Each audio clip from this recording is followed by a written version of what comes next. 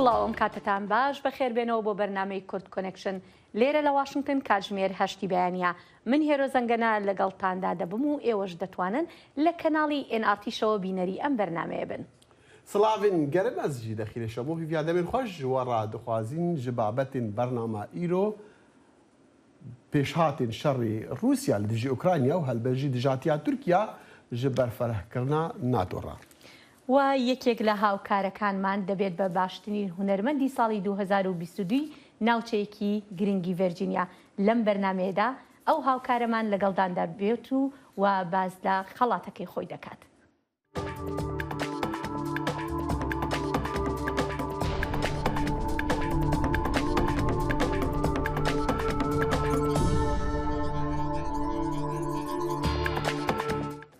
ئەنجومەنی سیناتۆین ئەمریکی دوشەمبێ دەنگدا پێشنویسا 40 میلیارد دلارên alîkariyê ji Ukrayna re bi 81 dengên erê 11 dengên dijneha ew dê bikeve pêş Serok Joe Biden heta ku li dawiya vê heftiyê weka qanûn wê îmza bike. 11 dengên dij ku ji endamên komariyan bûn nîşaneka hûjdariyê ye ji piştevaniya yan piştî helwestê yekgirtiya Emerîkiyan ji piştevanîkirina Ukrayna re ku şerê dijminkariya Rusya dike. Ev dengdan nîşaneka vejandina baskê vederkirinê ye yê komariyan bi serokatiya Serokê Berê Donald Trump û di demek aloz de ye ku şerê li dijî dagirkirina Ukrayna ji aliyê Rusya ve hertê û germ dibe. Pêngava Encûmenê Sînatoran hevdemê seredana rêberê komariyên civatê ye Mitch McConnell wek nîşaneka piştevanî ji Ukrayna re û pêvajoya berfirekirina NATO jî ji bo pêşwazîkirina Swêd û Finlandayê. وا دیارە ڤلادیمیر پوتین ڕۆژی دووشەمە لە ناڕەزایەتیەکانی رووسیا بەرامبەر بە پەیوەستبوونی سوید و فینلاند لە ناتۆدا هێورتر بۆتەوە وتی مۆسکۆ هیچ کێشەیەکی لەگەڵ ئەوەدانە بچنە ناو هاوپەیمانێتیەکەی بەڕێبەرایەتی ئەمریکاوە. پوتین گوتی دەمەوێت ئاگادارتان بکەمەوە هاوکارانی ئازیز کە رووسیا هیچ کێشەیەکی لەگەڵ ئەو دەوڵەتانەدا نییە کێشەی نییە کەواتە لەم ڕۆوەوە فراوانکردنەکە بە زیادکردنی ئەو وڵاتانە هیچ مەترسیەکی ڕاستەوخۆ بۆ ئێمە دروست ناکات بەڵام فراوانکردنی ژێرخانی سەربازی بۆ ئەم ناوچەیە بە دڵنیاییەوە وەڵامی ئێمە دەوروژێنێت ئەو وەڵامەش چی دەبێت دەکەوێتە سەر ئەوەی چ هەڕەشەیەکمان بۆ دروست دەبێت پێدەچێت ئەو لێدوانانەی پوتین گۆڕانکاریەکی گەورە بێت لە قسەکانیدا مۆسکۆ بۆ دەیان ساڵە فراوانکردنی ناتۆی وەک هەڕەشەیەکی ڕاستەوخۆ بۆ سەر ئاسایشی رووسیا خستۆتە ڕوو لەوانش وەک پاساوێک بۆ لەشکرکێشی بۆ سەر خودی ئۆکرانیا هێناوەتەوە. هەوڵدانین یەکەتیا ئەوروپی ji بۆ سەپاندنا گەڕێکن و یا جزایان لە دژی رووسیا ji ber şerê Ukrayna duh duşemê sernegir ji ber ku jimarek piçûk ya welatan li dijî qedexekirina hinartin û firotina nefta Rûsî berdewam bûn. Ji demê ku Rûsya dest bi şerê dagirkirina Ukrayna kirî ji kêmtir ji sê mehan yeketiya Ewropî 5 gerên cizayan û dorgirtinan li ser Mosko danîne. Lê bi sunûrdarkirina dahatê enerjiya Rûsya bi kêmkirina girêdana xwe bi nefta Rûsî re gelkê wê zehmet be ji Ewropiyan re nexazme dabînkirina gazê ji Ewropiyan re ku wê bibe kêşeyek dijwar. Komîsyona Ewropî ku şaxê cêbicêkarê yeketiya Ewropiya diçarî vê mehêde ciza yan pakêtekî nû ya cizayan li dijî Moskô pêşniyaz kirbûn têda qedexekirina kirîna petrolê ji Rûsya vedigire. Li wî demî were Seroka Komîsyona Ewropî Ursula von der Leyen dibêje ku rezamendiya tevaya endaman bi sanahî nabe. Hengariya, Komariya Çek û Slovakiya ne bi biryara yeketiya Ewropî re ji ber ku ew pêttir girêdayî kirîna neft û gaza Rûsî ne. هەر سەبارەت بە دوایین زانیاریەکان لەسەر ئۆکرانیا دەچینە لای هاوکارمان بەڵێن ساڵح بەڵێن ماندوو نەبیت کۆنگرێسی ئەمریکا لە بەردەم پەسەندکردنی بڕی 40 میلیارد دلار دایە بۆ پشتیوانی لەشکری بۆ ئۆکرانیا چی نیە هەیە لەم بارەیەوە؟ سپاس هێرەوە بەڵێ وایە ئەلبەت وەکو لە هەواڵەکانیشدا جەنابتان ئاماژەتان پێکرد کۆنگرێز درەنگانێکی ڕۆژی دووشەممە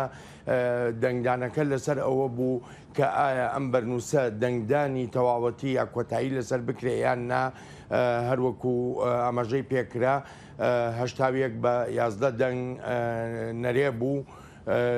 لەو دەنگدانەدا. ئەلبەت پێشتر ئەم بەرنووسە چوو بووە سیناتی ئەمریکاوە بەڵام بەهۆی ئەوەی کە سیناتۆر پۆل ڕاندل دژی ئەم بەرنووسە بوون نەیدەویست دەنگدانی خێرایی لەسەر بکرێ بڕێک دواکەوتا ئەوە بوو ئەو دەنگدانەی لەسەر کرا چونکە بە پێی یاساکانی سیناتی ئەمریکا پێویستە هەر دەنگدانێک کە بە خێرایی بکرێ هاوڕاییەکە بێ یاخود تێکڕاییەکی دەنگ هەبێ لەسەر ئەو بەرنووسە بەڵام ئەو تێپەڕانەی درەنگانێکی ڕۆژی دووشەمە وای کرد کە چاوەڕوانیەکان بەرەوە ئەوە بڕۆن لەم تا کۆتایی ئەم هەفتەیە دەنگدانی تەواوەتی لەسەر ئەو بەرنووسە بکرێت و ئەم بەرنووسە ژۆکو بەڕێوەبەرایەتی کە خستوێتێ بەردەم کۆنگرێسی ئەمریکا و بە مەبەستی ئەوەیە کە درێژە بدرێ بە پشتیوانی و بە کۆمەک و بە یارمەتیەکان بۆ ئەم شەڕەی ئۆکرانیا کە رووسیا سەپاندوێتێ سەری. بەڵێ نەمە سەبارەت بە ئەمریکا دەمەوێت سەبارەت بە ئەوروپا ئایا لە ئەوروپا چ جۆرە تێڕوانینێک هەیە لەسەر ئەگەر و نەگەری بە ئەندامبوونی فینلەندا و سوید لە هاوپەیمانەتی ناتۆدا؟ بەڵێرۆ دواترین لێدوان هەری ئەمڕۆ سێشەمە بووە جۆسف بۆڕێڵ بەڕێوەبەری سیاسەتی دەرەوەیی یەکێتی ئەوروپا بەر لەوەی بچێتە ناو کۆبوونەوەی وەزیرانی بەرگری یەکێتی ئەوروپا لە برۆکسل ئاماژەی بەوە کردووە کە بوونی هەردوو وڵاتی سوید و فنلاند بە ئەندام لە هاوپەیمانەتی ناتۆدا دەبێتە مایی بەهێزکردنی تواناییەکانی یەکێتی ئەوروپا بۆ بەرەنگاربوونەوەی هەر هەڕەشە و مەترسیەک لەسەر سنوورەکانی یەکێتی ئەوروپا بێلەوە ئاماژەی بەو جۆرە ڕەتکردناوانەش کرد کە وڵاتی تورکیا نایەوێت یاخوازیار نییە ئەم دوو وڵاتە ببنە ئەندامی ناتۆ و هەر تەنها لەوە داوەستا کە هیوای خواست تورکیا واز لەم جۆرە هەڵوێستانە بێنێ و هیوا هەرێک گەورەکەشی لەوەدا بوو کە هاوپەیمانەتی ناتۆ بتوانێت زاڵ بێت بەسەر ئەو جۆرە ڕەتکردنەوەی کە تورکیا داوای دەکات. بەڵێ باشە بڵێن ئەم جۆرە با بڵێن ڕەتکردنەوەی تورکیا بۆچی بەم جۆرە توندا ڕەتیەکاتەوە لە کاتێکدا کە ئێستا وای لێ هاتووە سەرۆکی وڵاتەکە ڕەجەب تەییب ئەردۆغان ئامادە نییە کە پێشوازی لە شاندی ئەو وڵاتانەش بکات. هێرۆ ینی بە دووری نازانرێ کە هەڵوێستەکەی تورکیا پەیوەندی هەبێ بە پەیوەندیەکانی نێوان ئەنکەرە و مۆسکۆ ئەمەش یەکێک بێ لەو باجانەی کە تورکیا پێویستە بیدا بەوەی ئەو پەیوەندیانەوە خاڵێکی تر وەکو ڕەجەب تەییب ئەردۆغان بەخۆی ئاماژەی پێکرد دەڵێ نایەوێت ئەو هەڵەیە جارێککە لە ناتۆدا دووبارە بێتەوە ئەلبەت وەکو ئاماژەیەک بە وەرگرتنی وڵاتی یۆناان لە کاتی خۆیدا وەک ئەندام لە هاوپەیمانەتی ناتۆدا تورکیا وەرگرتنی یۆناان بە هەڵەیەکی گەورە دەزانێت بێجگەلەوە چەند جارێک ئاماژەی بەوە کردووە کە وڵاتانی ئیسکەندەناڤیا بوونەتە میوانخانەیەک بۆ ڕێکخراوە تێرۆریستیەکان وەک ئاماژەیەک بە پارتی کرێکارانی کوردستان لە بیرمان نەچێت پەیوەندیەکانی نێوان سوید و تورکیا بڕێک کێشە و پشێوی و ساردیشی پێوە دیارە بە تایبەتی بەهۆی ئەو هەڵوێستانەی کە وڵاتی سویدەی بووە سەبارەت بە هێزەکانی سووریای دیموکرات لە سووریادا. بەڵێن ساڵح زۆر سپاس دەکەین. سپاس. وەزیرێ دەرەوەی ئەمریکان تۆنی بلینکن دەبێژە ئەمریکا پشتەوانیە فەنلەند و سویدێ دیکە کو داخوازە ئەندامەتیا ناتۆی بکن ئەڤ یەک پشتی داخوایانین ڕایدارن وان هەردوو وڵاتانە پشتی ئێریشا بەردەوام و یا رووسیا لە دیژی ئۆکرانیا.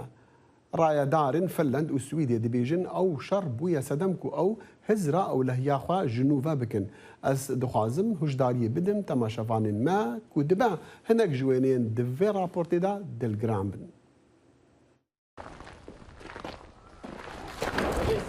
لە دەوروبەری خاڵکی هێزەکانی ئۆکرانیا بەردەوامن لە پاکردنەوەی ئەو گوندانەی لە هێزەکانی رووسیا یان وەرگرتووەتەوە و ماڵ بە ماڵیش دەگەڕێن بە شوێن سەربازە ڕووسەکاندا کە لەوانەیە هێشتا لە ناوچەکەدا مابێتن.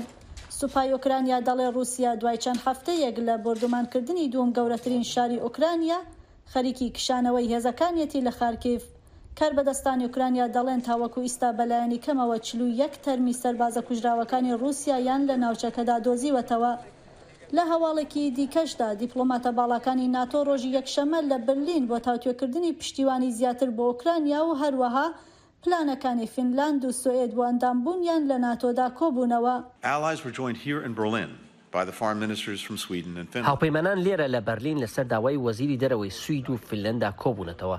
هەردوو وڵات هاوبەشی بەرگری ئەمریکا و ناتۆ بە گرنگ دەنرخێنن. ئەمریکاش بە توندی پشتگیری لە داوای فەرمی سوید یان فینلەند دەکات بۆ بەشداری و ئەندامبوون لە ناتۆدا. فینلاند کە زیاتر لە 1300 کیلومتر سنووری هاوبەشی لەگەڵ رووسیادا هەیە ڕۆژی یەکشەمە بە فەرمی نیازی خۆی بۆ بەشداریکردن لە ناتۆدا ڕاگەیان. ڤڵادیمیر پوتین سەرۆکی رووسیا دەڵێ ئەندامبوون لە ناتۆدا هەڵەیە. سەرۆکی فینلاند لەگەڵ هاوتا رووسیەکەی قسەی کرد و گوتی لەوەی کە چۆن ئەو بەهێمنی هەواڵی پلانی فینلاندی بۆ ئەندامبوون لە ناتۆدا وەرگرتووە سەری سوڕماوە. من تەنها دەمەوێت ئەوە دووپات بکەمەوە کە ئێستا دۆخەکە گۆڕاوە. ئێمە بەنیازین ببینە ئەندام لە ناتۆدا. پۆتن دیسان قسەکانی خۆی پشتڕاست کردەوە کە پێی وایە ئەمە هەڵێ و گوتی ئێمە هەڕەشەتان لێ ناکەین. بەگشتی دەتوانم بڵێم گفتوگۆکەمان زۆر بە ئارامی تێپەڕی. پەرلەمانی فینلاند دەبێ پیشنیاری فەرمی بۆ بە ئەندامبوون لە ناتۆدا پەسەند بکە هەرچەندە ڕاگەیاندنەکەی سەرۆکۆماری ئەو وڵاتە دوای ڕاستپاردێکی پەرلەمانی ئەو وڵاتەوە دێ لەم هەفتەیەدا بۆ ئەنجامدانی ئەو کارە. بەڵام ئەندامێتی کاتی دەوێت و ڕوونیش نییە کە یا رووسیا بە شێوێکی پێشوەق سزا ڕوبەڕی وڵاتانی ئەوروپا دەکاتەوە یان نا. بربەستێکی دیکە لە سەرداوەکەی فینلاند و سوئید بۆ چوونە ناو ناتۆ دژایەتی تورکیایە، چونکە بە ئەندامبوونی فینلاند پێویستی بە یەکدەنگی هەموو ئەندامانی ناتۆیە. هەموو ئەمانە بۆ ئوکرانیا زۆر ئاسان تێناپەڕێ، چونکە ئەو وڵاتە لە مانگی دووەوە ڕوبەڕووی شەڕێکی قورسە لە دژی داگیرکاری رووسیا. ئەوەی ئێمە ئێستا لەبارەی سوید و فینلەنداوە دەیبینین کە بڕیاریان داوە ببنە ئەندام لە ناتۆدا و هەروەها وەڵامی هاوپەیمانانیش کە داوا دەکەن دەستبەجێ وەڵامی ئەو داواکاریە بدرێتەوە، هەموو ئەمانە ئەومان بۆ دەردەخات کە ناتۆ لە هەڵەکانی خۆی پەندی وەرگرتووە. پێشبینی دەکرێت پەرلەمانی فینلاند لە ڕۆژانی داهاتوودا لەسەر بە ئەندامبوونی ئەو وڵاتە لە ناتۆدا دەنگ بدەن و پێدەچێت سوئیدیش هەمان هەنگاوی فینلاند هەڵبگرێت. دۆ سەرۆکی تورکیا ڕەجەب تایب ئەردۆغان پشتڕاست کرد و تورکیا دێ لێ دژی ئەندامەتیە فینلاند و سوئیدێ دە ناتۆدا هەلوەست وەرگرێت، چونکە وان هەردوو وڵاتان هەلوەستێک زەرال لێ دژی تیرۆرێ دیار نەکردنا. سەرۆک ئەردۆغان گوت ئەو دەنگێ ئەرێ نادن هەردوو وڵاتان و جزا لەسەر تورکیا دانینە. ji sala 2019 were Swêdê firotina çekî ji Tirkiye re ragirtiye ji ber operasyonên artêşa Tirkiye di Sûriya de. Sebaret niyaza nûnerên Finland û Swêdê ya seredana Enkerê Erdogan got qay ew ê werin me razî bikin nexêr wê zehmetê nekêşin. Tirkiye gefa rêgirtinê li berfirekirina hevbendiya NATO kiriye û ew Finland û Swêdê jî tawanbar dike bi piştevanîkirina komalên terorîst mîna PKK ku di lîsta Enkerê Yekîtiya Ewropî û Amerîka de ne. Di vê her daxwazek endametiyê ji aliyê her sih endamên NATOyê ve bi têkiraya dengan were pejirandin. Wezareta Dadê ya Tirkiye îro duşembê ji Ajansa Fermiya Anadolya re ragihandiye ku Swêdê û Finlandê jî di pênc salên dawî de bersiveka erênî nedane ji 33 daxwazên radestkirina kesayetiyan ji bo Tirkiye. Enkerê ew 33 kesên daxwazkirî xetabar dike yan bi têkeliyan bi ser heldayên Kurd de yan jî bi hewla kodedaya sala 2016 bi mebesta derxistina Erdogan ji desthilatê. سوید ڕۆژی دووشەمە بە فەرمی ڕایگەیاند کە داوای ئەندامەتی لە ناتۆ دەکات وەک ڕێگەیەک لە دژی دەستدرێژیەکانی رووسیا و چوونە ناو سەردەمێکی نوێ و پێچەوانەکردنەوەی 2 سەدە لە سیاسەتی نەبوونی لە هیچ هاوپەیمانێتێکی سەربازیدا. سەرۆکوەزیری سوید مەگدەلینا ئاندرسن ڕۆژێک پاش ئەوەی فینلاندی دراوسەی هەنگاوێکی هاوشێوەی بە فەرمینە بە پەیامنێرانی گوت حکوومەت بڕیاری داوە ناتۆ ئاگادار بکاتەوە کە دەخوازێت ببێت بە ئەندامێکی هاوپەیمانێتیەکە تایدا. ئەم هەڵوێستەی وڵاتەکەی کەمتر لە 3 مانگ پاش داگیرکاریەکەی رووسیا لە ئۆکرانیا سەری هەڵدا. قالوا تركيا بكار باري لاندامتيا فنلند وسويدي بقرا واف هلوستي تركيا دا بشكرنو دو بركيا ناتو يا جبو برسفا فان برسان بمرة دكتور ويسي تشيا ما مستاي بشي سياسة وتكلين نفنتوي لزانكويا هيبرو لأورشليم قدسي دكتور ويسي دم باش أرير تركيا بكار باري لاندامتيا السويد وفنلندا بقرا يانجي اف داخوازاوي بتني في الشارع انكاريه جبوكو دسكافتين بترين الي كاريا جو اوروبيان ورقرا روش باش بله يعني از نبا ورم جو تركي پیشاوی بگره وشوا آلمانجا تركي نه و آلمانجا تركي بچوا قارب جوان تاویزا بگره ج یکتیا اروپاش امریکا بتایبتی يعني خستك تركي ديارن جو ريل بر كردا بيغرتن بتايبتي بسويد ولاتك براستيجي قالك ليبرالي قالك بكيري وجبو ما في مروفا دولت قالك بيشكتي جو بيشكرتيا ما في مروفاتك ليه مخابن دولت قالك ايرونيكي جو دولتا تكتب بوي مالا تيروريستا ريخسني تيروريستي قالك ايرونيك الاليه تركي تكليه تركي جو باسلامي اكستريميست الحماس وحتى ايسيس قالك رابورت واندركت يعني راسيا تركي يعني تركي بوان نابل بين كده لي مخابن وان ايدال همبر سويد كارتينه لي تركي خوازه هم مش بو مثلا الهمبر كردا سياسه سويد سياسة أوروبا دشوارتر ببه ممكن هنك كرد سياسة مداري كرد أكتيفيست كرد تسليمي تركي بين كرن تركي وانا بخوازه ممكن تركيش بو مثلا بنابرا هنك بيتر على كاريه بخوازه برا بخوازه جاردن ممكن تركيش أمريكا بو مثلا تشكا أمريكا بلا فرقو بده تركي يعني وقال شارمين جي تركي خوازه دبيه بس أخذ بيش روسيا كو تركي دورد الرولك نا جبونا أقول دجي روسيا بسكنه يعني واش روسار بيش از بارتناي وما هم جبو مثلا شرق اوكرانيا هم مثلا سوري يعني قال لك الي جو تركي تخوازه طابيزه بس بشي لي از بورناكم بيشاوي ريب يعني سياسه تركيا جبو بله دكتور ويسي تجي وكي ما جاب مثلا روسيا كر بتايبتي جيكو تشاوا دقال تركيا رفض عليه بك يعني الريب دا تركيا بو هناك تشتان لي روسيا عند بين دي مثلا عندما برفرح كنا ناتو دا عندما دولات أوروبي حتى راديك نرمويا يعني راسا قفان دخوازا اللي تشتكي ناكا يعني نابي جوي الشبكة اللي أم دبينين تركيا قال كي الرجل اللي سر هنديكو بجنة هلبت أم دزانين أندامك جسيه أندام الناتو بجنة ديارة ما في فيتو هاي مثلا برفره كرني دا تبيجي أف بخوا دو بركي وجداهي كرنا يعني دو باش كرنا ناتو يا كو أم زودا دي بيجن روسيا نكاريا ويبكا بلش خواه ذاتا دسبيك ادقو روسيا يعني امنت شكنو يعني كتنا سياستا تركي للسوري قول ويدري روسيا ريش تركي رفكر بطيبت ديقو ايريشي روجافاي كردستاني بكجارد ليبيا تركي وروسيا الورب يعني سياستا قو تركي مشان دجي ناتو بو روسيا شي جير ريفت كر جافي خوشير دكر قو ناقوقيا تيخ دوبنديا تيخ نابرا ناتو لي ازباورناكم قو تركي بي وي تشي قو روسات خوازي يعني وينا بيك بين تركي الحردو عليات ليزه تركي يعني قول تالي أمريكا كار زختال تركي بكب زوري بشي كار تركا يعني بسكنينه قو يعني بعد ديروك مثلا هم بر يونان وجارد القلق جارد بيماني دقو ناتو خاص إمسابك تركي حتى من هم بر بسكني جبو قو تاويزا بستينه يعني تاويز قوستن مثلا يعني تركي أزبارنا كم نقول روساجي هذا باشا تبيجي فنلند والسويد دفج مثلا ما في مروفان بردن دفج مثلا دي ان بشتافانيا خلقي وكو كرد عبون منا بردن بهندك وبكا فنجير في شارع تركيا وان كسان رادس بكن رادس تركيا بكن هم بري هندك وريش وانا فابا ببن اندام الناتو ممكن يعني السويد برجون ها اختار برا البوليتيك دبي اختار برجونديه دولتها ما في مروفا قال لك جرا ونداد به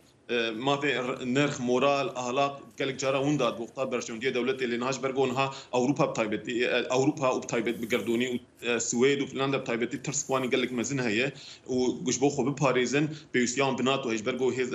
هذا ريخستني واني عسكري تنا ايجو ايكتي اوروبا ايش بو وينا ممكن جو مساله شيء تك بخواز حما ندنوان لي جينا دغافنا باش بابيش هن كرد تسليمي وان بكن كرد اكتيفيست ايجو جو السويد فنلندا اوروبا تشالاك ممكن ويك هريبك ممكن يعني دجينا دوي تاويزه ممكن بدش برجو مساله ما في مروفا امبيجن جرينجش بو وان سياستا وان دجي هبل لي وقت برا البوليتيك وجو جارد مجو سياسات ابرشونيه او بيقدرت باشا عندك ما خوش بو اماده بك ديارة لغور زايناتي جيتو قال كي عندها من البرلمان السويدي بتاعي جينا ذكرنا تبوان را جفيايا ديارة هنا خالك هنا كوبشتفانيا داخوازن تركيا دكن معنا راسنا يعني تشيغو تركي بيجا او اذا قال لك نراست شبرغو بخوا قال لك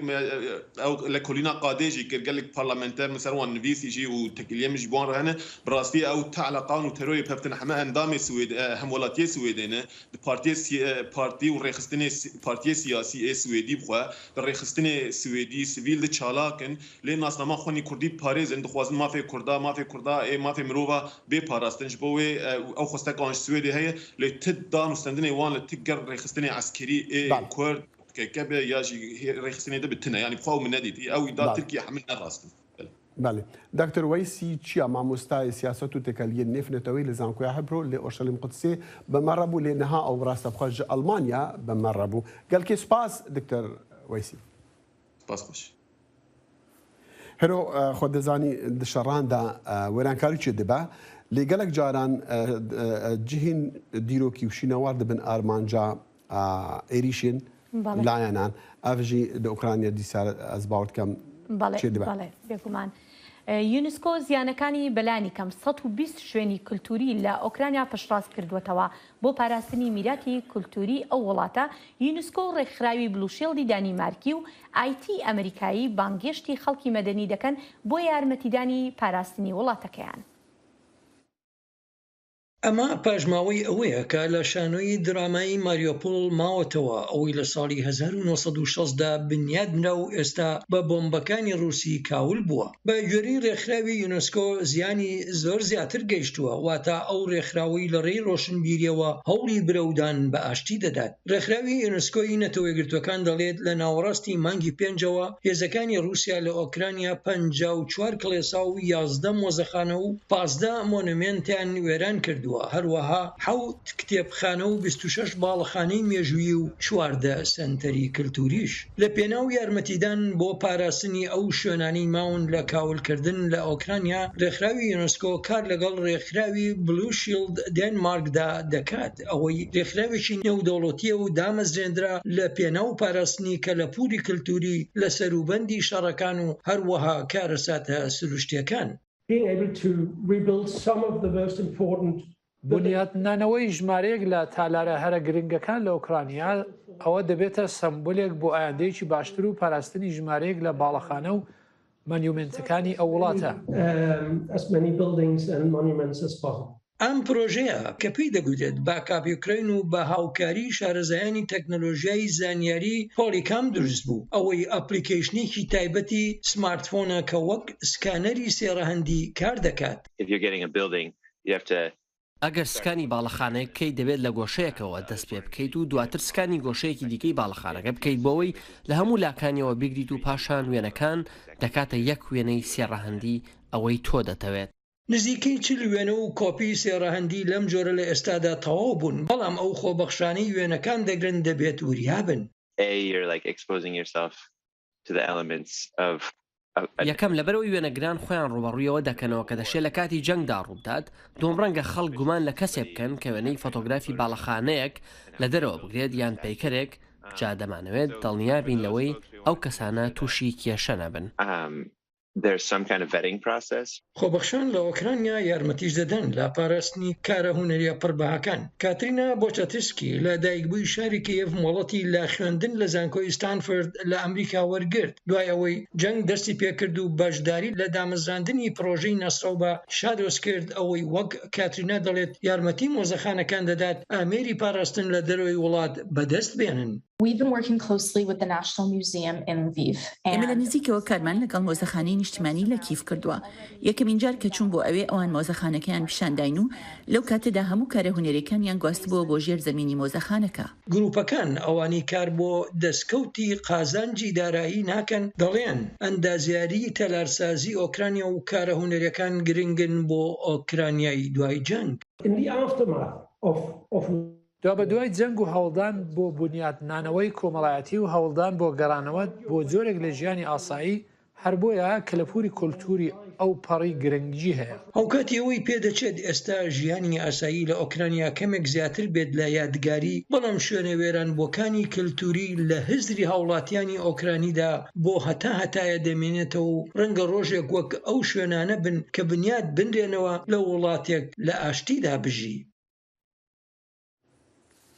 لەگەڵ بەردەوامیە شەڕ رووسیا لەسەر ئۆکرانیا و ڕۆڵی مۆسکۆ دی سووریەدا سست دەبا بە تایبەتیژی دبەرۆکی دیپلۆماتیک داک و دەست پێشخەریەکە ناوبەریە دنێڤبەرە دانوستاندنین حکومەتە سووری و ڕێڤەبەریا خۆسەرا دیموکرات هەبوو گەلو ئەو دەست پێشخەری نەها چ ئازدەیە بەرسف لە جەم زانە عومەر پەیامەری دەنگی ئەمریکایە لە قامشلۆ. هەرگۆ شەڕی ئۆکرانیا درێژ دکە ڕۆلا رووسیایی لە سووریە قەلز دبە بە تایبەتی دملێ دیپلۆماتیکدە گەلو ناوبێنکاریە رووسیا دناوبەرا ڕێژیمێ و ڕێڤەبەریا خۆسەر دەد چه ئاستی دەیەنەها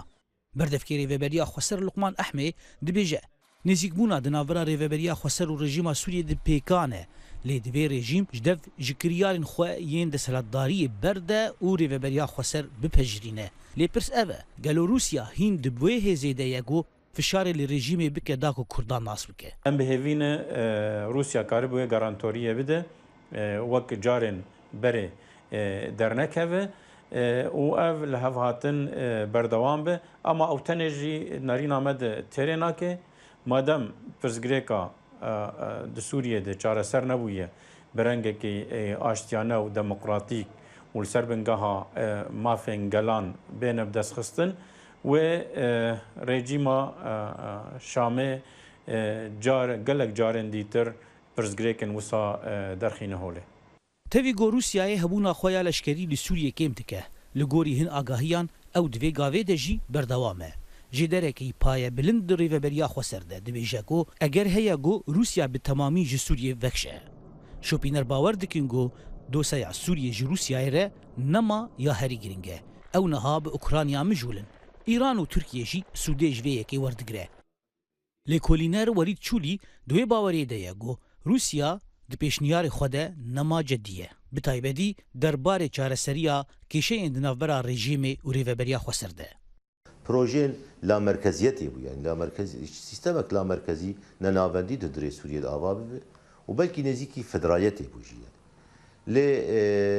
Rûsya ne ceddî bû di istimrariya wê nade û ne ceddî bû got daqtê li rejîmê jî bike yani bi rastî. Ana jî yani di lewaziya xwe de ez bêjim yani di xurtiya xwe de dikarî ew tiştek kirbaya li lewasiya xwe tew nikare bike yani bi rastî. Li aliyekî din li gorî çavdêran derfeta mezin ya Rûsyayê gowergirt ew bû got hêza garantora li Sûriyê piştî cotmeha 2019 bi vekşandina hêzin Amerîka ji çend deverên Bakur Rojhilatê Sûriyê got yekser Rûsyayê ew valahî dijekir. Rojnamevan Hejar Seyid dibêje rola Rûsyayê ya ji bo nêzîkbûna di navbera rêveberiya xweser û rejîma Sûriyê de heye berva jî Amerîkayê got destwerdanê di nakokiyê di navbera rêveberiya xweser û rejîmê de nake. Tenê dimîn hêza Rûsî û edwê baweriyê de me Rûsya jî kare nexşereyekê di navbera rêveberiya xweser û hikûmeta Şamê de çê bike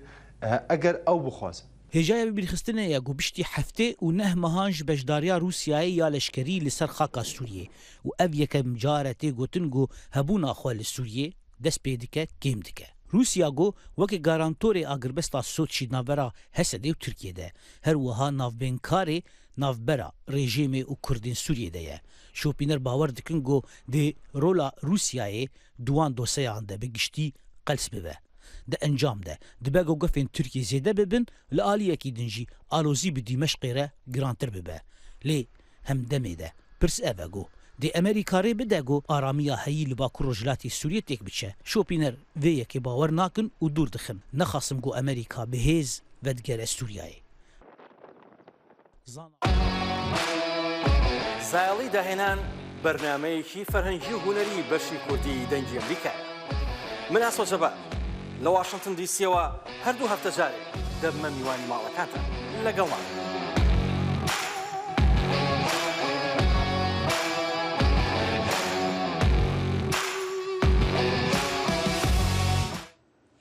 سەرۆک جۆ بایدن ئەمڕۆ دەڕوات بۆ ویلایەتی نیویۆرک بۆ هاوخەمی دەربڕین بۆ خێزانەکانی قوربانیەکانی ئەو هێرشەی کە لەلایەن گەنجێکی سپی پێستەوە ئەنجام درا و کۆمەڵگەیەکی ڕەشپێستەکانی کردە ئامانج. بایدن سەردانی شاری بەفەڵۆ دەکات ئەو شاری کە ڕۆژی شەمە گەنجێکی تەمەن 18 ساڵان لە نێو بازارێکی گەڕەکی زۆرینە ڕەشپێستەکان دەستڕێژی گولەی ئەنجامدا و لە ئاکامدا 10 کەس کوژران و 3 کەسیش بریندار بوون. گوتەبێژی کۆشکی سپی ڕۆژی دووشەمە ڕایگەیاند بایدن دڵنەوەی خێزانەکانی ئەو 10 کەسە دەداتەوە کە لەو هێرشە ترسناکەدا گیانیان لەدەستداوە و چاوی بە کاربەدەستانی چەسپاندنی یاسا و تیمەکانی بەهاناچوونیش دەکەوێت هاوکات سەردانی ئەو بازاڕەش دەکات کە ڕووداوەکە تایدا ڕوویداوە بۆ ڕێگریکردن بۆ ڕێزگرتن لە گیانی قوربانیان. کاربەدەستان دەڵێن هۆکاری نژادپەرستی هاندەر بۆ ئەم هێرشە و چاوەڕوان دەکرێت سەرۆک بایدن توندوتیژی لەسەر بنەمای نژادپەرستی شەرمەزار بکات و داوای ڕێوشوێنی نوێ بۆ ڕێوبەڕووبوونەوەی ئەو کارە بکات.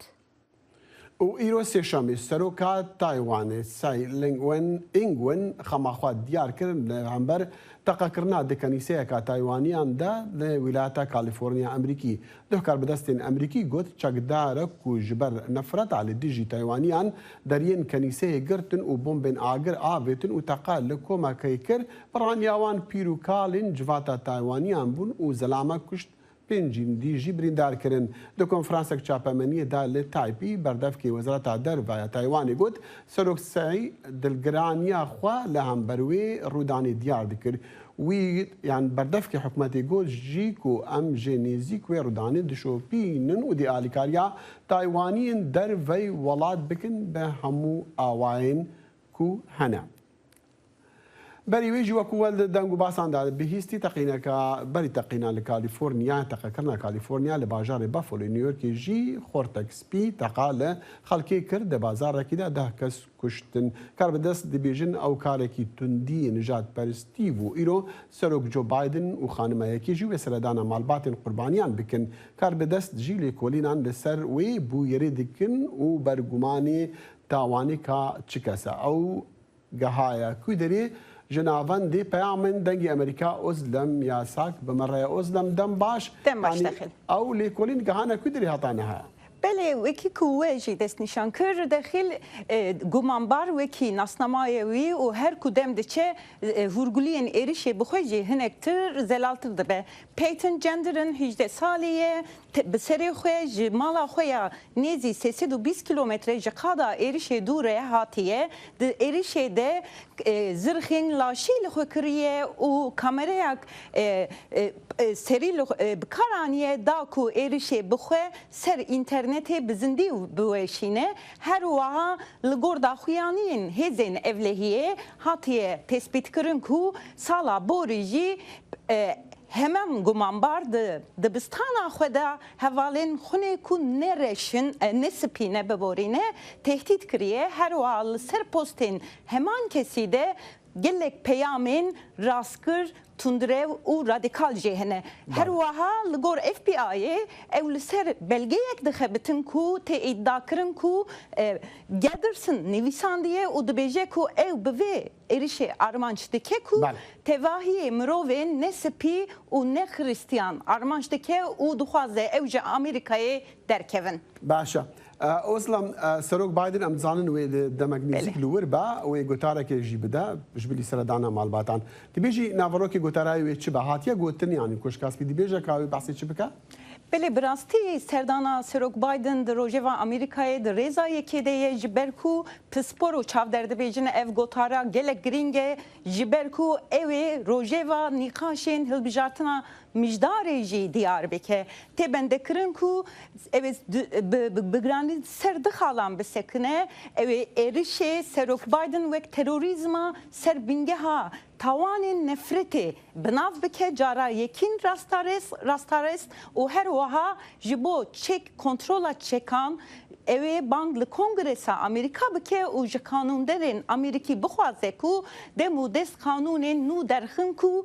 کرین و هلدانا چکان وره استنکرین یانجی پیوانین تند وره بکارانین هەلبەلژی ئەف ناڤڕۆکên کەمپێنە هەڵبژارتنا ناکو پشتی چەند مەهان ji بۆ دەمێنی vî کۆنگرسê bêkirin ئەوستام gelkê سپاس سپاس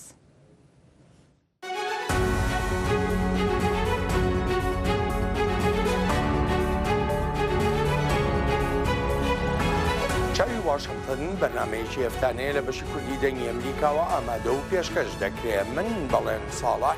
هەموو ڕۆژانێکی هەینی لەگەڵ پسپۆڕاندا تاوتوێی گەرم و گورتترین بابەتی ڕۆژ دەکەین لە پەیوەندی بە سیاسەتی دەرەوەی ئەمریکاوە لەگەڵمان بن.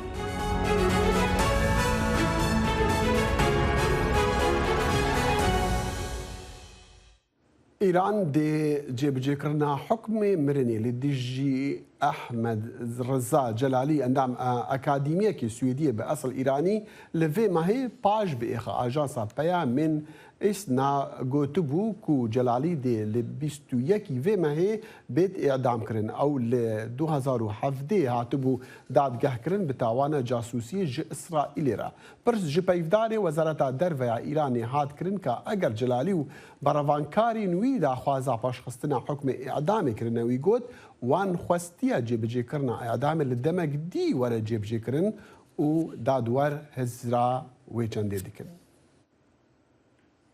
خولێکی نوێی ناڕزایەتی گشتی لە بەشێک لە ناوچەکانی ئێران بۆ ماوەی 9 شەو ڕۆژە بەردەوامە سەرڕایبوونی ژمارێکی زۆر لە هێزە ئەمنیەکان و یەکە تایبەتەکان خۆپیشاندەران سوور بوون لەسەر داواکاری مافەکانیان. ئێوارەی ڕۆژی یەکشەمە جارێکی تر ژمارەیەک لە خۆپیشاندەران لە پارێزگای چارماڵ و پارێزگای بەختیاری ڕژانە سەر شەقامەکان و تا بەیانی ڕۆژی دووشەمە بەردەوام بوون لە ناڕزایەتی دەربڕینیان. خۆپیشاندەران کۆمەڵێک دروشمیان دەگوتەوە لەوانە بڕوخێت دیکتاتۆر ڕەزاشا ڕەوانی شاد بێت و بڕوخێت خامەنەیی بڕوخێت ڕئیسی و مەلا دەبێت بڕوا و هەروەها دەشیان گوت نەترسن ئێمە هەمومان پێکەوەین. وەزارەتی دەرەوەی ئەمریکا پشتیوانی لە ناڕزایەتیە مەدێنیەکانی ئێران دەکات و ستایشی ورەی هاوڵاتیانی ناڕزایی کرد کە لە پێناو مافەکانیاندا تێدەکۆشن. نێت پرایس وتەبێژی وەزارەتی دەرەوەی ئەمریکا خۆپیشاندەرانی ئێرانی بە ئازا ناوبردوو جەختی کردەوە لەسەر مافی گەلی ئێران بۆ لێپرسینەوە لە حکوومەتەکەیان و گوتی ئێمە پشتیوانی لە مافی گەلی ئێران دەکەین کە لە گردبوونەوەی ئاشتیانە و ئازادی دەربڕین بە شێوازی ئۆنلاین و بە شێوازی کەسی بەبێترس لە تۆڵەسەرنەوە و توندی تیژی بەڕێوە بچێت. و ژمارەکان نەخۆشخانên ئەمریکا ڕاستی کێشەیەن دراوی و ئابووری دبن ji ئەنجامê قانونên حکومەتا فیدرالی دانîne ji bo rêgirtinê li pendemiya bi taybet jî korona. Nexweşxaneyên Alabama, Kansas û yên New Mexico jî dibêjin ku ew ê rastî kêşeyan bin bi taybet jî nebûna darayî û diravê alîkarên diraviyên pêtivî ji bo nexweşxanên wan û ev jî wêkarî bike li ser پرۆسەیە چارەسەریە نەخۆشان تایبەت jî لە ویلایەتên ئەلەباما û نیو مەکسیکۆ حکومەتê alîkariyên diravî ji bo hinek nexweşiyan yan jî hikûmetên wîlayetan ew alîkariyên diravî ji bo hinek wan nexweşxana kêm kirine. شێوازێکی نوێی چاندنی ئامێری بیستن بە شێوەیە کە بگاتە مێشک هاوکارە بۆ ئەوەی نابیستەکان جارێکی تر ببیستن. ئەمە بۆ ئەو کەسانە سوودبەخشە کە هەستی بیستنیان بەهۆی لوی شێرپەنجەوە زیانی پێکەوتووە. هانەمەکپەرزی لە دایک بووە لەگەڵ نەخۆشیێکی تایبەت کە جۆری دووهەمی نەخۆشی گرەی دەمارەکانە ناسراو بە نیۆرۆفایبرۆمۆتۆسس. حاڵەتێکی زگماکیە کە نەیزانی بوو تا ئەو کاتەی لە بیستەکانی تەمەنیدا بوو هەستی کرد بە باشی ناتوانێت ببیستێت. من مامۆستام بۆیە هەموو ڕۆژێک زیاتر لە کارەکەم تێبینیم دەکرد. بیستنی منداڵان لە پۆلدا قورستر دەبوو تێبینیم کرد کە کاتێک سەیری تەلەڤیزیۆنم دەکرد پێویستیم بە خوێنەوەی دێڕەکان هەبوو. پزیشکەکان بۆیان دەرکەوت کە گرەیەک لە مێشکیا بۆتە هۆی کێشەی بیستنی هانە و ئەویان وەک کاندیدێکی باش بۆ چاندنی ئامێرێکی گوێگرتن لە مێشکیدا دیاری کرد. ئامێرێکی تری بە هەمان شێوە کە لە جەمسەری دەماری بیستندا دەنرێت و لە یەک دەچن گونجاو نەبوو بۆ هانە چونکە جەمسەری دەماری بیستنی مێشکی ئەو ئیشی نەدەکرد. ئەو زەردە لەوێ ببینە ئەوە دەماری بیستنە کە بەهۆی گرەیەکەوە کار ناکات کەواتە ئەم ئامێرە ئلکترۆدا قوڵتر دانرێت بۆ ناو مێشکت. گرێەکە لە لای چەپەوە زۆر گەورە بووە بەڵام لای ڕاستی ئەوەندە گەورە نەبووە. ئێمە زۆر نیگەران بووین کە لەوانە بوو نەتوانین هەستی بیستن بۆ هانا بگەڕێنینەوە پاشەوەی گرێەکەمان لا دەبرد. ئەوەی سەختری کرد ئەو بوو دکتۆرەکان ویستیان لە لایەکەوە ئامێرەکە دابنێن بەڵام سەری نەگرت. ئامێرە نوێیەکە لە ماوەی 18 کاتژمێردا لە نەخۆشخانە دانرا بە سەرپەرشتی تیمێکی تایبەتمەند لە نەخۆشخانەی فیۆناستانلی. هانا مەکپەرزی بە تەواوی کەڕ بوو بۆ ماوەی چەند مانێک و چاوەڕی ئەو ساتەی دەکرد کە بتوانێت دووبارە گوێ لە دەنگ بگرێتەوە. هیوایەکی زۆرم نەبوو چونکە نەمدەویست جارێکی تر ناومێت بم. زۆر خۆشحاڵ بووم کاتێک هەڵی کرد و گوتی ئێستا بە کۆمپیوتەرەوە ئەیبەستین. ئیتر دوای ئەوە یەکسەر گوێم لێبوو هەستێکی زۆر خۆش بوو. دۆخی تەندروستی هانا ئیستە زۆر باشتر بووە تا ئەو ڕادەی کە دەتوانێت هەموو ڕۆژێک کاری خۆی بکات و وەک ئەوەی کە قاوە بۆ خۆی داوا بکات و هەروەها ئەو ئیستا گەڕاوەتەوە پیشەی مامۆستایی. ئەو لە ڕاستیدا شوێنێکی تایبەتی لە دڵماندا هەیە چونکە ئەو لە ماوەیەکی زۆر کورتدا حاڵەتی باشتر بوو کە سەرسوڕهێنەرە ئێجگار سەرسوڕهێنەرە. هانا مەکپەرزی دەڵێت ئەو قەرزداری سیستەمی تەندروستی نەخۆشخانەکەیە. پێلەکان نویا تۆز و ئاخبارینێ لە عێراقی دەست پێکریا و گەهایە هەرێما کوردستانیژی و بووە سەردەما هەندێک و ژمارەکە کەسان بکەونە نەخۆشخانەیان پامێری ما فەرحان هەورەمانی ژوور هەڵە بچە راپۆرتە کەناردیە باوەریا هەنێک شارەزیان وەرگرتیە کاسەدەمێن وێ خۆڵبارینی چنە. لەم ساڵدا زیاتر لە 23 جار شەپۆلی خۆڵبارین هەرێمی کوردستانی گرتووەتەوە. شەپۆلەکان بە جۆرێکن تا دێت ژمارەیان زیاتر دەبێت و چڕتر دەبنەوە. کاریگەریەکانیان بە گشتی لەسەر کوشتوکاڵ و مرۆڤ زیاتر بەجێ دەیەڵن. مامۆستایان دەڵێن دروستکردنی بەندا و لە وڵاتانی دراوسێ لەسەر سەرچاوە ئاویەکانی عێراق ڕێژەی وشکانی زیاد کردووە و ئەوە ژوابەستەی خۆڵبارینە. وڵاتێکی وەکو عێراق زۆربەی وڵات تەزی تێخستووە یەکێک لەو شتانی کە بە تەواوی ئیهمال کراوە لێرە ئەو مەسەلەی و سەرچاوە ئاویانەی کە دێنە ناو وڵاتی عێراقەوە بۆ نمونەی ئێمە سەرچاوی ئەومان هەیە لە ئێرانەوە دێتە وڵاتی عێراق لە تورکیاوە دێتە وڵاتی عێراق ئەمانە بە هەوەسی خۆیان بە ئارەزووی خۆیان بە بێ ڕەچاوکردنی یاسا نێودەوڵەتەکان دەستیان قسەتە ناو ئاوەکانەوە بۆ نمونە ئەوەی پاست کرد مەسلەی دروستکردنی بەندا و دروستکردنی بەندا و بە ڕەزامەندی هەردوو وڵات نەبێ بە هیچ جۆرێک نابێت دروست بکرێت چونکە ئێمەش بە هەمان شێوە حەقمان مافمان بەسەرەوە ئاوە هەیە. بەشێک لە مامۆستایان دەڵێن ڕوودانی جەنگەکان لە عێراق وای کردووە ڕوبەری وشکانی زیاتر بێت و بۆ هۆی وشکە ساڵیشەوە گەردەکانی خۆڵ بە ئاسانی دەگوازێنەوە. بەشێکی دیکەشیان دەڵێن کاریگەری خراپی لە سەرکەرتی کوشتوکاڵ هەیە. بەشێک لەوەی کە ئەو تێ پەیوەندی بە وڵاتی خۆمانەوە هەیە لە جلو با بڵین چالاکی سەربازی کە ئەکرێت یان کراوە پێشتر وەتەوە ئەوەی کە زیاتر ڕوبەری وشکانی با بڵین زیاتر بێەوە ئەو خۆڵ و تەپدوازی کە لەوە هەیە زیاترشی بێتەوە لە ڕێی هەوا بگوێزێتەوە بۆ ناوچەکانی دیکە لای خۆمان با بڵین وهروە هۆکارێکی دیکەش ئەوەیە کە مەسلەی وشکە ساڵی بێگومان تەسیری زۆری هەیە. ئەو بەرهەمانەی کە گەڵاپانن بۆ نمونە دارگوێز کە گەڵایکی پانی هەیە داری ترێکە گەڵای پانی هەیە ئەمانە کاریگەرێکی زۆر لەبەرەوەی ئێمە زانین گەڵا مەستەری دروستکردنی خۆراکە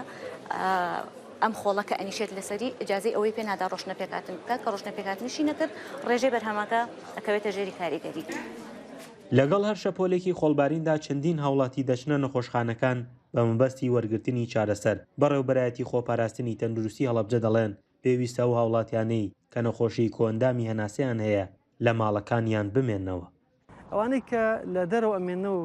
کارمەندی حکومین یا ئیشیان لە دەرەوە یەک و کارمەندانی هاتوو چۆ یار کەسێک کە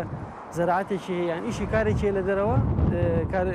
کارێکی خۆی هەیە باشترە کە ماسک بەکار بێنێ و ئاگای لە تەندروستی خۆی بێ بۆ باشترە ناو بە ناو دەموچاوی تەرکە بە تایبەتی لوتەکانی مەسەرن دەمی بشوا بەو شێوەیە غەرغەری پێ بکە ئەوانەی کە نەخۆشن ئەسمایان لەگەڵایان ڕەبوویان لەگەڵایە تەنگ نەفەسیان لەگەڵایە پێوتە چێز ئینفێکشن ئەنتیاباتی سیەکانیان لەگەڵایە ئەبێ زۆر ئاگایان لە خۆیان بێت.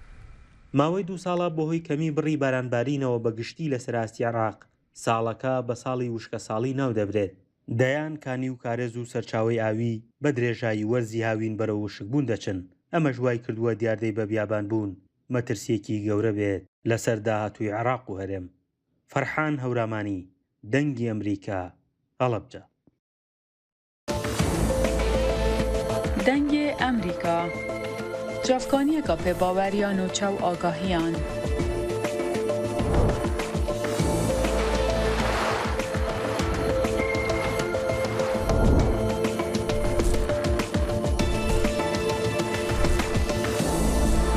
برای مالپەر و پلاتفۆرمên میدیا civakîya dengê Amerîka bala xwe bidin pêzanîn û nûçeyên cîhanê.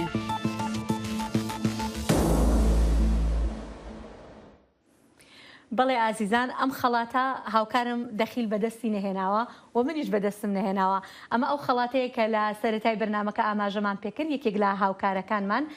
خەڵاتێکی هوەری لەلایەن پرنس ویلیام کاونتی ڤێرجینیاوە بەدەستهێناوە و ئێستاش ئەو هاوکارەمان لەگەڵدا دەبێت هاوکارمان هونەرمەند لوقمان ئەحمەدا.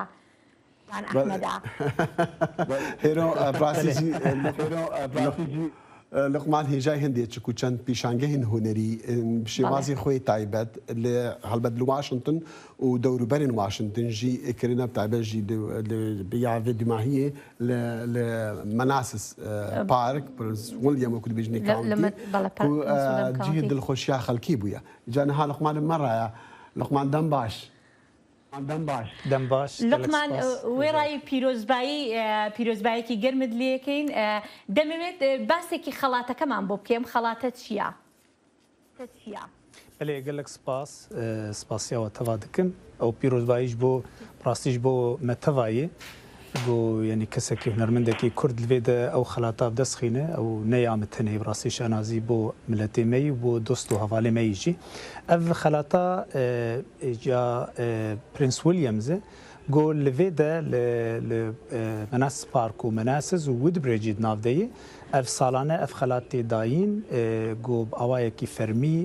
ji بۆ هونەرا هەری باش نەتەنێ شێوەکاری لێ بەلێ کارین هوەری گۆلێ دەوەێ دەبێ ji ber کۆرۆنا هەنێکی لە پاش کەتبوو لێvê ساڵێ بە ئاوایەکی دیسانێ لە بەرچاو چێکردن لە جۆرج میسن زانینگەها جۆرج میسن بوو و بە ئاوایەکی فەرمی سەنەتۆر هاتبوون و ئاخفتنین فەرمی ji حکوومەتە ئەمریکیێ و وەکی دنێژی ji شارەداریên مناسز و مناس پارک و درێجی ئەو ئاخفتن هاتن داین گۆ خەڵاتên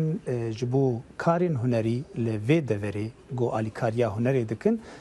didin û mi yekem xelatistin di warê şêwekariyê de گۆ baştirîn hunermend di nav ez bêjim dora 65 hunermenda bû hatibûn pijirandin ji bo vê xelatê mi yekem stin وەکو باشترین هونەرمەند بۆ ساڵا 2022 باشە لقمان دەست خۆشم پیرۆزبایلتە دکن لێ من دخواست ئەم تشمە ڕەبیژی نەحوجێ مەتحەتە بکن تشوار مە ڕەبیژی کانی گەلۆ گرنگیاوی خەلاتی ji تەڕە چییە چونکو ئەمە بێژن گریایشتەڕ ژمە ڕێژی